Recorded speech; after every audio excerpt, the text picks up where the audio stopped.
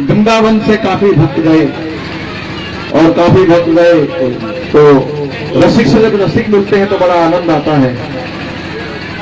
काफी संत लोग आ रहे थे, काफी रसिक लोग आ रहे थे और वहां पर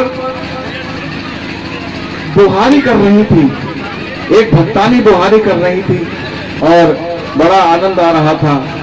और उस आनंद के अंदर सभी रसिक लोग डूब चुके थे। तो देखा तो एक रानी की सवारी आ रही थी, दूर से, बड़ी दूर से सेवा रानी की सवारी चली आ रही थी और सेवादार वहां बुहार कर रहे थे, वहां की सड़कों पे बुहार कर रहे थे।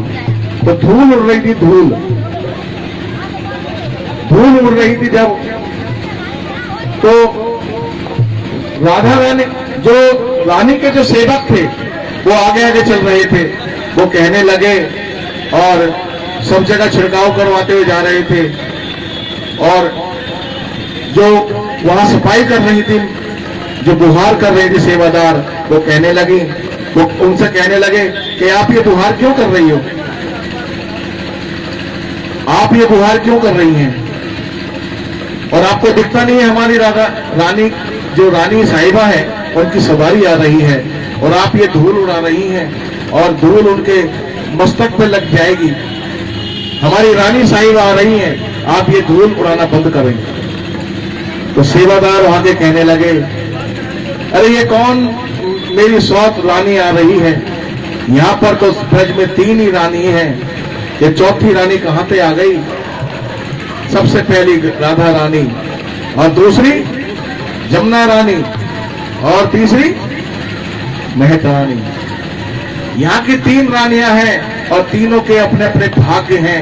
इनके भाग्य का वर्णन तो भगवान भी, ब्रह्मा विष्णु महेश भी नहीं कर सकते, हम तो कुछ भी नहीं हैं। यहाँ की अगर रज भी अगर हमारे मस्तक पे लग जाती है तो हम अपने आप में बड़े सौभाग्यशाली हैं।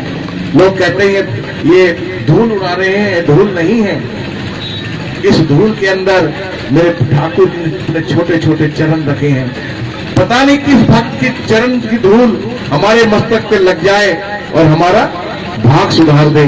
इसलिए कभी भी ब्रज में जब आओ तो कभी भी ये मत सोचना कि वहां बुहार हो रही है तो वो धूल मेरे से मैं गंदा हो जाऊंगा, मेरे कपड़े गंदे हो जाएंगे। ये मान कि तेरा भाग्य सुधर जाएगा। कौन कौन मानते हैं इस बात को? सभी मानते हैं या नहीं मानते? आप ब्रज में आए हो, कोई बुहार कर रहा हो तो आपको बुरा लगेगा, अच्छा लगेगा? अच्छी बात है ना।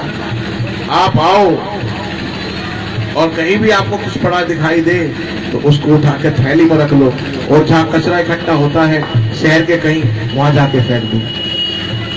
बोलो राधा रानी की, बोलो बरसाने वाली की, बोलो विश्वभानु दुलारी की, बोलो वृंदावन बिहारी लाल की।